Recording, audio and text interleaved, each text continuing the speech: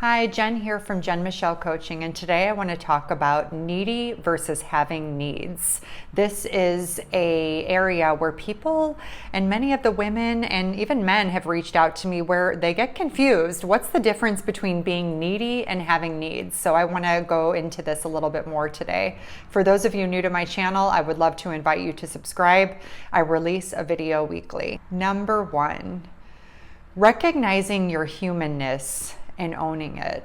So for every action, there is a reaction. So if your partner is shutting down and that makes you nervous or anxious, well, that's kind of normal, right? Or if there's something occurring that's very distinctly different than the way you're used to it being, that evokes some emotion, some insecurity, maybe a little bit of stress, maybe a high level, maybe anxiety.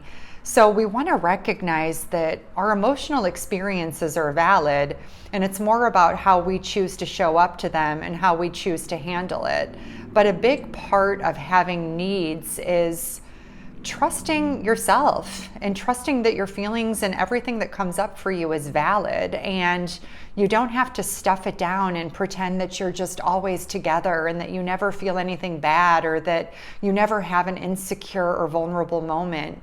Instead, we really want to embrace this and show up to it in a healthy way so we can start asking for what it is that we need versus hiding it, pretending we're okay with whatever because we're too scared to own the fact that we need something to be of that higher quality or to be the best version of ourselves in love, life, and relationships.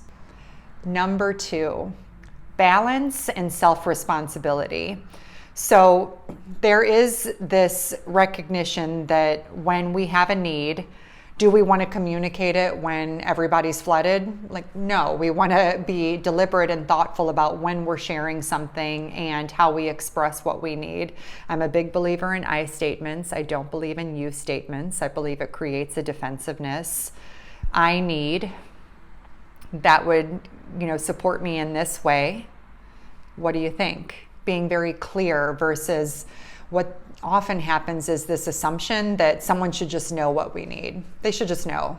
And if they don't do it, then they don't love us, they don't care, we're not important. But instead, recognizing that we want to set people in our life up for success. And so to set people up successfully, we have to be willing to ask for what we need and to be vulnerable enough to handle no or for them making a different choice. So this is really important, where we balance things in a way where we're recognizing, is this a good time to communicate my need? Are they going to hear it? Do I need to sort of settle myself before I express it? And you're keeping those factors in mind, and then you're sharing exactly what it is that you need to be successful. And you're letting go from there, knowing that it's really empowering and uplifting to just own what it is, that it's authentic and true for you. We want to be in truth of who we are. We want to show up and express the parts of ourselves that are most innate and natural without feeling like we have to cover them up or just undermine them so the ego then takes over so we can present well. And we want to just be able to surrender presenting well and get to the truth of who we are and kind of shining a brighter and brighter spotlight on that.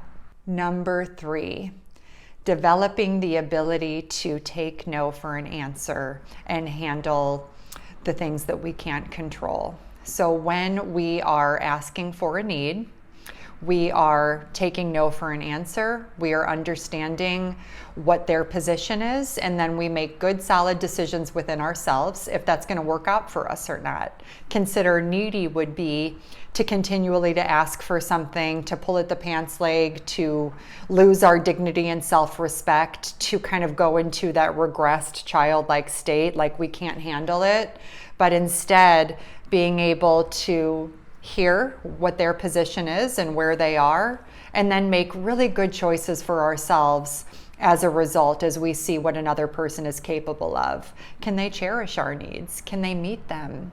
Can they care about them? Can they honor them?